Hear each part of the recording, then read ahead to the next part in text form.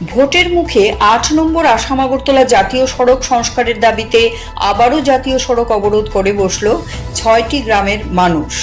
ঘটনা উত্তর ত্রিপুরা জেলার ধর্মনগর মহকুমার খেরেংজুড়ি এলাকায়। ঘটনার বিবরণ দিয়ে জাতীয় সড়ক অবরোধকারীরা জানান, চুরাইবাড়ি সেলটেক্স এলাকা থেকে নোয়াগাঁও এলাকা পর্যন্ত ৮ নম্বর আসাম আগরতলা জাতীয় সড়কের ১৩ কিলোমিটার রাস্তার বেহাল দশা। জাতীয় সড়কের উপর গর্তে নাজেহাল ছোট বড় যান চালকেরা।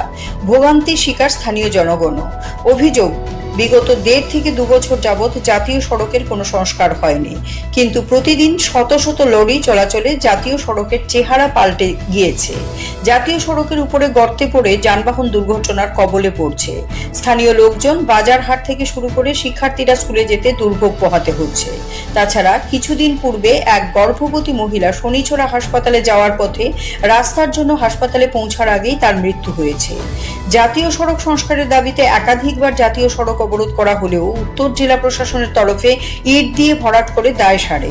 তাতে করে বড় বড় লরির চাকায় ইট গুঁড়ো হয়ে পুনরায় স্বমহিমায় ফিরছে জরাজীর্ণ জাতীয় সড়ক।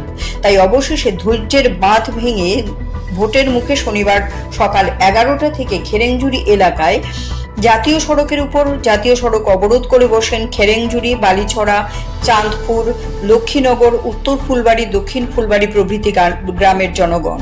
পথ অবরোধকারীদের দাবি, জাতীয় সড়ককে যান চলাচলের উপযোগী করা হলে তবেই জাতীয় সড়ক অবরোধ প্রত্যাহার হবে।